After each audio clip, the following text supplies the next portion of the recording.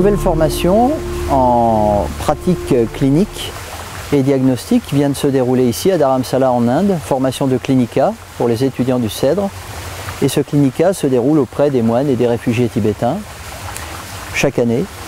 Ça a quelque chose de symbolique également, bien sûr, de faire des soins à des réfugiés tibétains lorsque l'on pratique la médecine chinoise. Mais au-delà de ça, le plus important, c'est surtout la possibilité à la fois d'appliquer ce que l'on a appris et d'apporter des soins avec une certaine forme de bienveillance dans un contexte humanitaire qui est quand même très différent du contexte hospitalier. Beaucoup de formations proposent simplement des stages en Chine. On met une blouse blanche, on suit des médecins qui eux-mêmes mettent des aiguilles, mais on n'a pas le droit de piquer soi-même. Et puis on revient avec un beau diplôme, disons qu'on a fait un stage pratique en Chine. C'est un choix.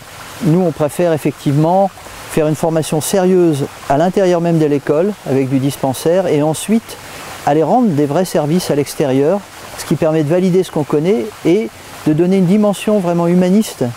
C'est mieux qu'humanitaire encore le terme humaniste, parce que l'humanitaire c'est un peu galvaudé. Une dimension vraiment humaniste à la pratique qu'on a. Et quel peuple plus intéressant que le peuple tibétain, profondément attaché au bouddhisme, pour mettre en pratique la compassion en plus des connaissances techniques qu'on a apprises en médecine.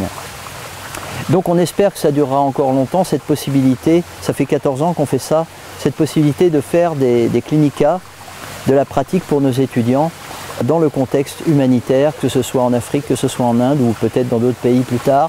En tout cas, on va garder cette dimension humanitaire, c'est une marque de fabrique un petit peu de l'activité qu'on a.